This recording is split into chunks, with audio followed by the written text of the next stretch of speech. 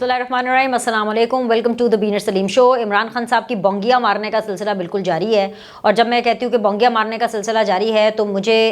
हालिया दिन में क्या हुआ है वो बताने से पहले मुझे आपको थोड़ा सा पीछे लेके जाना पड़ेगा। जब इमरान खान साहब वज़ीर आज़म थे तो उस टाइम पर उनसे क्वेश्चन किया गया, मंसूर अली खान साहब ने सवाल किया इमरान खान साहब से एक इंटरव्यू के अंदर, जब ये कॉल टैपिंग की बात हो रही थी, ये जो कॉलें रिकॉर्ड की जाती हैं, तो उसके ऊपर इमरान खान साहब ने बजाय इसके कि वो ये कहते हैं कि ये गलत काम है, ये नहीं होना चाहिए, इमरान खान साहब ने कहा कि बिल्कुल जी, एजेंसीज़ को तो प्राइम मिनिस्टर की जो कॉल्स हैं उनको बिल्कुल टैप करना चाहिए, बिल्कुल रिकॉर्ड करना चाहिए, बिकॉज वो तो ईयर्स एंड आइज होते हैं, उन्होंने सिक्योरिटी करनी होती है प्राइम मिनिस्टर की। तो बेसिकली इमरान खान साहब ने तब बतौर वज़ीर आज़म इस काम को ना सिर्फ डिफेंड किया बल्कि उन्होंने इसको मज़ीद बढ़ावा दिया ये कह करके कि हाँ मुझे तो कोई प्रॉब्लम नहीं है। बल्कि उस टाइम पर उनसे ये पूछा जाता था कि वैसे करनी चाहिए एजेंसीज़ को ये कॉल रिकॉर्डिंग और ये सारा कुछ,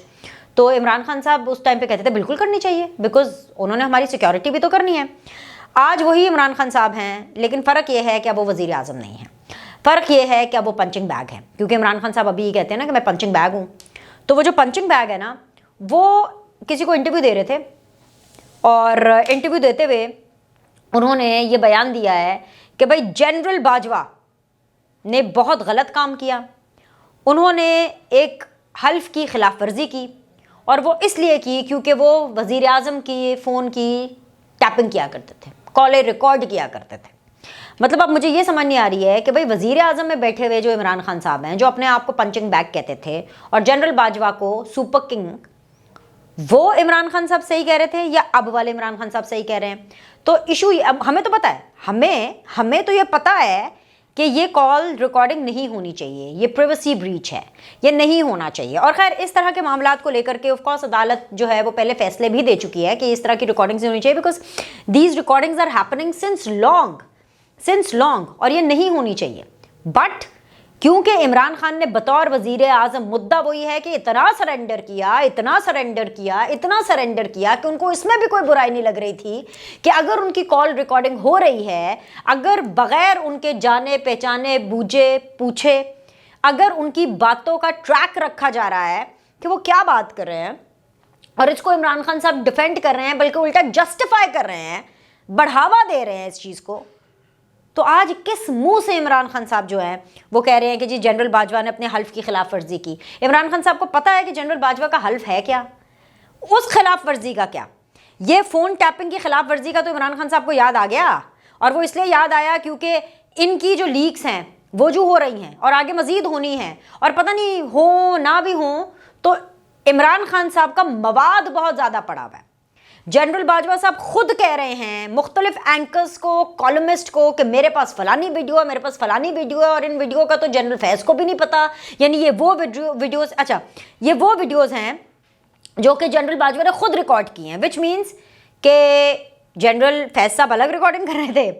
उनके मातहत जो लोग थे वो अलग रिकॉर्डिंग कर रहे थे, और जनरल बाजवा साहब भी अलग रिकॉर्डिंग कर रहे थे, राइट? तो इसके ऊपर इमरान खान साहब को हल्फ याद आ गया, आर्मी चीफ का इमरान खान साहब को हल्फ याद आ गया, क्योंकि उस टाइम पर the super king general Bajwa was the army chief. But Imran Khan साहब को तब हल्फ की खिलाफ वर्जी याद नहीं आई जब जनरल बाजवा साहब ने इनकी हुकूमत को बचाने के लिए ऑपोजिशन को दीवार से लगाया। तब इमरान खान को हल्फ की खिलाफ वर्जी याद नहीं आई जब इमरान खान के एक कॉल पर,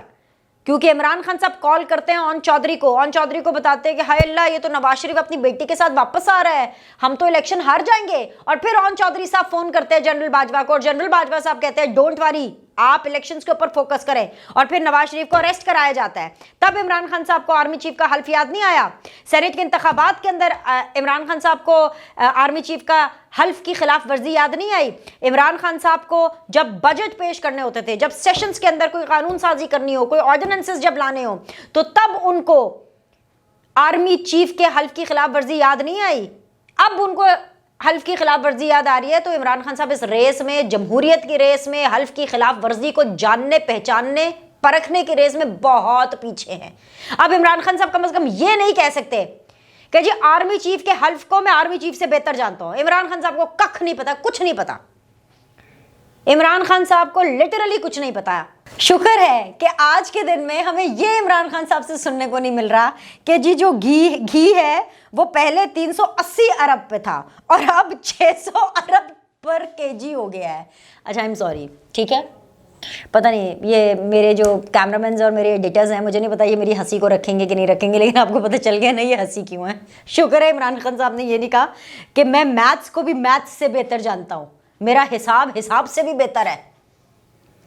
मतलब क्या बोलते हैं, क्या करते हैं, इनको कुछ पता ही नहीं है। आप जाके देखिए उनका जो क्लिप आया है, मतलब घी को उन्होंने 380 अरब से 600 अरब किलो पर पहुंचा दिया है। कुछ खुदा का खौफ करे इमरान खान साहब, मतलब आप किस जोन में हैं? हरकतें देख लें। अच्छा जी, हरकतों की मैं बात करूं ना, बोंगियां ही है ना इमरान खान की, ये बोंगियां ही हैं। आर्मी चीफ के हल्फ की खिलाफ वर्जी अब उनको याद आ रही है ऑपोजिशन में, हुकूमत में रहते हुए नहीं थी, क्योंकि तब डर लगता था ना, क्योंकि मुझे हुकूमत में रहना था, मुझे तब सबकी फोन टैपिंग चाहिए थी। ये बोंगियां ही हैं कि जिसको ये नहीं पता कि जी घी कितने रुपए किलो है। चलो ठीक है, अगर आपको एग्जैक्ट फिगर नहीं पता, ओके फाइन, आप कौन सा जाके घी की परचेजिंग करते हैं, शॉपिंग करते हैं, और बकौल आप हुकूमत में कौन सा टमाटर और आलूओं के भाव जानने के लिए आए थे, तो आप ऑपोजिशन में कौन सा घी के भाव जानने के लिए बैठे हैं। लेकिन 380 अरब और 600 अरब 1 किलो का, मतलब कुछ, मतलब चले इसी बहाने इमरान खान साहब ने हमें तो अरबपति बना दिया ना, मतलब हम तो खरबपति हो गए बेसिकली। क्योंकि अगर पाकिस्तान की कौम 1 किलो यानी 600 अरब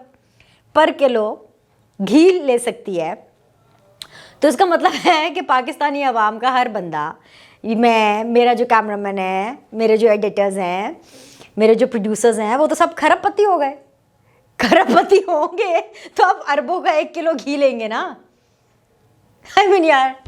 शुक्रिया इमरान खान मेरे चेहरे पर ये मुस्कुराहट लाने के लिए, और शुक्रिया इमरान खान लोगों को अपनी इन बोंगियों से हंसाने के लिए। शुक्रिया इमरान खान तो बनता है। खैर, अच्छा जी, आगे इमरान खान साहब क्या करने वाले हैं पता नहीं। अगर अब मेरी हंसी बंद ना हो ना इस पूरी वीडियो के अंदर, so please don't get upset. आप यही सोचिएगा कि बैक ऑफ माई माइंड यही चल रहा है कि 380 अरब रुपए किलो घी था, जो कि अब 600 अरब रुपए किलो हो गया है। ओके जी, इमरान खान साहब जो है अब आगे क्या करने वाले हैं। इमरान खान साहब हो गए हैं चौड़े।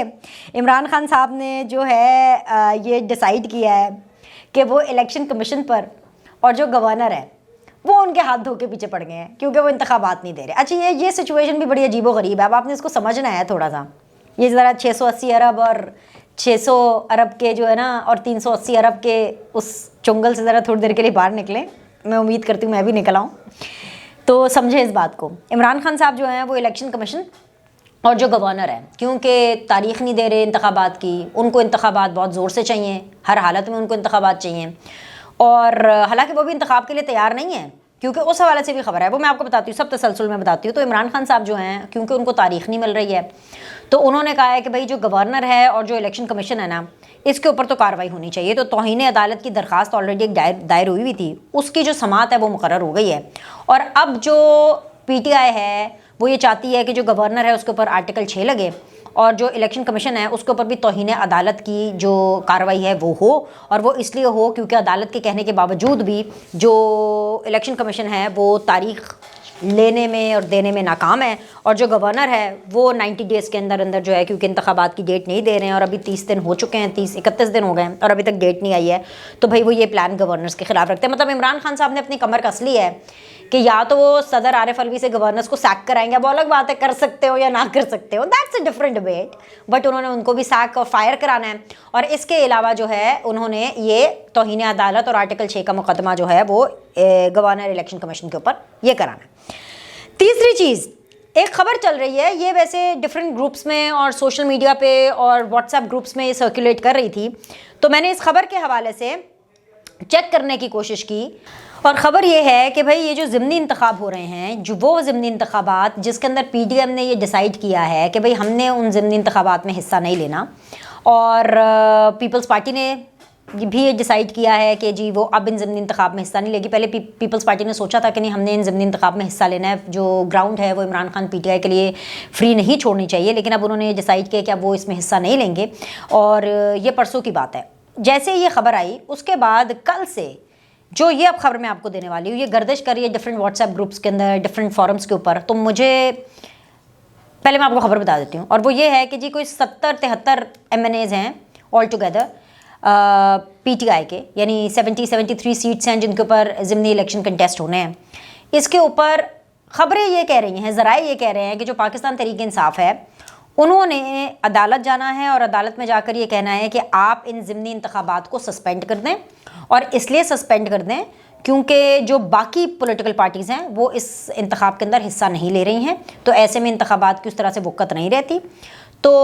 वो इस हवाले से अदालत का दरवाज़ा खटखटाने वाली है। अब ये जो खबरें सोशल मीडिया के ऊपर और व्हाट्सएप ग्रुप्स के अंदर जो ये सर्कुलेट कर रही हैं,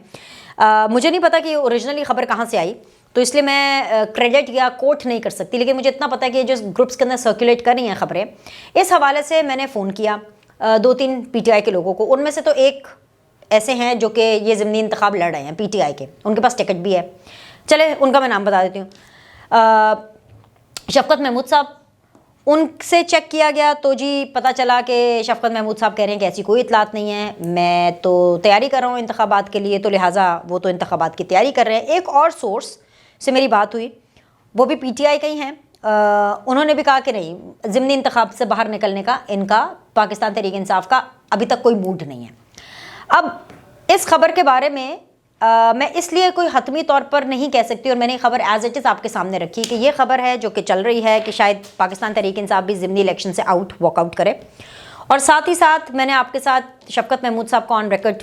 जो एक मैसेज है जो उन्होंने ऑफ कोर्स एक डिस्कशन के दौरान शेयर किया, और जो दूसरी सोर्स है उसके हवाले से भी, कि दोनों यही कह रहे हैं कि जो ज़िमनी इलेक्शन से PTI बाहर नहीं निकलेगी। मैंने आपके सामने दोनों सिचुएशंस रख दी, लेकिन actually problem with PTI is कि PTI जो करने जा रही होती है या कर रही होती है एट द सेम टाइम, वो उसका एक सर्टन सा ना एक नैरेटिव बनाना शुरू करती है।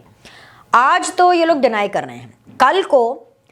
अगर ऐसा कुछ हो जाए कि ये अदालत जाएं और अदालत में कहें कि जी इन इंतखाबात को सस्पेंड कर दें बिकॉज PDM या पीपल्स पार्टी या PMLN इन इंतखाबात में हिस्सा नहीं ले रही, मौलाना फजलुर रहमान की जमात इन इंतखाबात में, यानी कि इनकी कॉम्पिटिटर्स इन जमात में हिस्सा नहीं ले रहे इंतखाबात के अंदर, तो आपने परेशान नहीं होना, क्योंकि ये नॉर्मल है। जिस तरह इमरान खान साहब का यू टर्न लेना नॉर्मल है, उसी तरह इनका किसी खबर की तरदीद करना और फिर बाद में उसकी तस्दीक करना भी नॉर्मल है। तो मुझे इसलिए लगा कि मुझे इस खबर का सोर्स तो पता नहीं है, लेकिन क्योंकि खबर चल रही है, काफ़ी ज़ोरों शोर से चल रही है, तो मैंने कहा ये मैं खबर आप तक पहुंचा देती हूँ। 3 चीज़ें हो गई। चौथी चीज़ जिसका मेरे ख्याल से मुझे आपको हम सबको इंतज़ार था, क्योंकि आपको पता है कि इमरान खान साहब जो हैं वो कल लाहौर हाई कोर्ट की तरफ गए, दरवाज़ा खटखटाया कि उनको इंसाफ मिले, और उस हवाले से मैं आपको एक खबर बता देती हूँ। वो ये है कि भाई इंसदाद दहशत गर्दी की अदालत ने इमरान खान की जो ज़मानत है उसको खारिज किया था, एक तो ये, और दूसरा बैंकिंग कोर्ट ने भी इमरान खान को पेश ना होने की सूरत में उनकी जो ज़मानत है उसको खारिज करने की वार्निंग दी थी।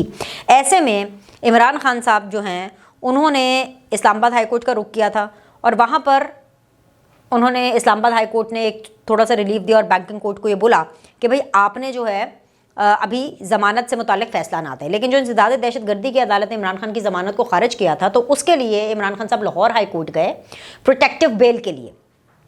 वहाँ पर गौर से सुनिएगा, इमरान खान ने अदालत में पेश ना होने और हिफाजती ज़मानत की दरख्वास्त वापस लेने का फ़ैसला किया, यानी प्रोटेक्टिव बेल इमरान खान साहब ने कहा कि मुझे नहीं चाहिए, लाहौर हाई कोर्ट से उन्होंने विड्रॉ कर लिया, क्योंकि लाहौर हाई कोर्ट ने ये बोला था कि भाई आपके पास 8 बजे तक का टाइम है, आप आएंगे, इमरान खान साहब आएंगे तो ज़मानत मिल जाएगी, उनके बगैर आए तो ज़मानत नहीं मिलेगी। लेकिन बीच में फिर ये खबर आई कि जी हिफाजती ज़मानत की जो दरख्वास्त है वो वापस लेगी,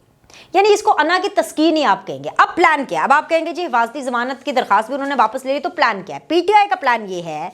कि भाई ये ओरिजिनली तो लाहौर हाई कोर्ट का वैसे मसला नहीं था ना, वो तो ये खुद गए थे कि जी ज़मानत क्योंकि इंसदाद दहशत गर्दी की अदालत में इनकी खारिज हो गई है तो इनको गिरफ्तार नहीं होना था इमरान खान साहब को, तो इन्होंने इसलिए जुडिशरी से एक तरह से रिलीफ लेने के लिए, क्योंकि वही मैं आपको बता रही हूँ कि माहौल हर तरह का ये है, इंतखाब चाहिए अदालत जाओ, आर्टिकल 6 लगाना है अदालत जाओ, किसी के ऊपर इलेक्शन कमीशन के ऊपर अगर कार्रवाई करानी है तौहीन की तो फिर भी अदालत जाओ, इंतखाबात में हिस्सा नहीं लेना तो फिर भी अदालत जाओ, इंतखाब में हिस्सा लेना है तो फिर भी अदालत जाओ, रिज़ाइन करना है तब भी अदालत जाओ, रिज़ाइन नेशनल असम्बली से एक्सेप्ट नहीं कराने तब भी अदालत जाओ, अगर एक्सेप्ट हो गए हैं उसके खिलाफ भी अगर जाना चाहते हैं नेशनल असम्बली के अंदर फिर भी अदालत जाओ, मतलब कि अदालत ही जाए, मतलब अदालत के ऊपर ही जुडिशरी के कंधों के ऊपर ही पूरी सियासत हो रही है, अदालत के ऊपर ही इमरान खान साहब अपनी पूरी सियासत, उनके सारे जो फैसले हैं वो बेस कर रहे हैं। जैसे कि ये फैसला लगा कि अच्छा ओके, इंसदाद दहशतगर्दी ने मेरी जमानत खारिज कर दी, ओहो अरेस्ट से बचना है क्योंकि जेल भरो तहरीक तो सिर्फ एक नारा है, जेल भरना नहीं है, जेल भी मैं अपनी मर्जी से भरूंगा, है मेरी घड़ी मेरी मर्जी,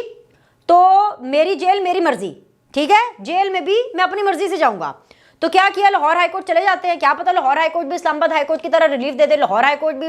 मामे सिद्धा हो गया जी आओ तो जमानत लबो, उन्होंने कहा अच्छा जी लाहौर हाईकोर्ट भी चले छोड़े जी, अना की तस्कीन छोड़ दे। अब प्लान ये है कि जो भी फैसला इंसदाद दहशतगर्दी की अदालत में जिस तरह से खारिज हो गई जमानत, अब जो भी आगे फर्दर लोअर कोर्ट्स की डिसीजन आएगी या जो भी आगे फर्दर कार्रवाई होगी उसको ये लोग हायर कोर्ट्स के अंदर चैलेंज करेंगे, ठीक है, यानी लोअर कोर्ट्स का, सेशन कोर्ट का हाई कोर्ट में कर लिया, हाई कोर्ट का सुप्रीम कोर्ट में कर लिया, सो वो इस तरह ये अपने जो कानूनी मामलात हैं उनको चलाते रहेंगे। दूसरी तरफ जो मेन प्रॉब्लम होने वाली है ना इमरान खान साहब को, क्योंकि इमरान खान साहब ने इतने सालों में जो अपनी एक अंपायर एक बिल्ट की है ना, यूथ की, गालम गलोच के कल्चर की, प्रोपेगेंडा की, नेगेटिविटी फैलाने की, मैं करने की, इसका तोड़ मरियम नवाज के पास है और उसके ऊपर उन्होंने काम करना शुरू कर दिया। मैंने आपसे पिछली वीडियो के अंदर थोड़ी सी बात की थी मिथ वर्सेस रियलिटी कैंपेन की, और अब इस वीडियो के अंदर मैं आपको ये एक्सक्लूसिवली डिटेल्स बता रही हूँ कि मरियम नवाज ने यूथ को एंगेज करना शुरू कर दिया है। ये इमरान खान के लिए बुरी खबर है, वो इसलिए क्योंकि इससे पहले इमरान खान साहब यूथिया ब्रिगेड के चेयरमैन कहलाने में बड़ा फ़ख्र महसूस करते थे कि भाई ये है मेरे टाइगर्स, ये है मेरी यूथिया फोर्स, और ये यूथ का जो कॉपीराइट है ना वो सिर्फ और सिर्फ इमरान खान के पास है। अब उनसे यूथ का कॉपीराइट छिनने वाला है क्योंकि मरियम नवाज ने हर ज़िला, हर काउंसिल, हर ज़िले में अपनी एक्टिविटी को इंक्रीज़ करने का फ़ैसला किया है। वो 101 यूथ से मिल रही हैं, ग्रुप्स में भी मिल रही हैं, छोटे ग्रुप्स में भी, बड़े ग्रुप्स में भी, और यूथ को हर लेवल पर एंगेज किया जाएगा। यूनिवर्सिटीज़ की यूथ को भी एंगेज किया जाएगा, वो यूथ जो कि अभी अंडर स्टडी है उसको भी एंगेज किया जाएगा, और वो यूथ जो कि अभी नए नए ग्रेजुएट्स होकर अपनी पढ़ाई कंप्लीट करके फील्ड में आए हैं, और सिर्फ उनको ना सिर्फ पॉलिटिकली अवेयरनेस दी जाएगी, PMLN का उनको हिस्सा बनाया जाएगा, बल्कि उनको एक बेहतर अपॉर्चुनिटीज़ भी दी जाएंगी। जैसे कि वो प्रोग्राम जैसे जो गवर्नमेंट के अंदर होते हैं, गवर्नमेंट के अंदर जो यूथ प्रोग्राम्स होते हैं जिसकी जो निगरानी है, मैं अगर ये कहूँ कि वो शज़ा फातिमा ख्वाजा साहिबा कर रही हैं, उस हवाले से डिफरेंट जो वो प्लान्स हैं हुकूमत के, वो सरपरस्ती करेंगे उस यूथ की, ताकि यूथ को भी इन रिटर्न कुछ मिले, यूथ को भी ये ना हो कि जी वो मुफ्त के अंदर टाइम अपना ज़ाया कर रहे हैं, कि it has to be more of a give and take sort of thing. एक तो ये चीज़ होने वाली है। दूसरी चीज़ जो पार्टी लेवल पे, क्योंकि मरियम नवाज ने क्लियरली बता दिया है कि भाई हुकूमती फैसलों के अंदर मरियम नवाज का कोई से नहीं है, वो सिर्फ और सिर्फ पार्टी की ऑर्गेनाइजेशन, पार्टी की तश्कील में काम करेंगी। उसके लिए सोशल मीडिया से लेकर के यूथ तक हर जगह पे मरियम नवाज खुद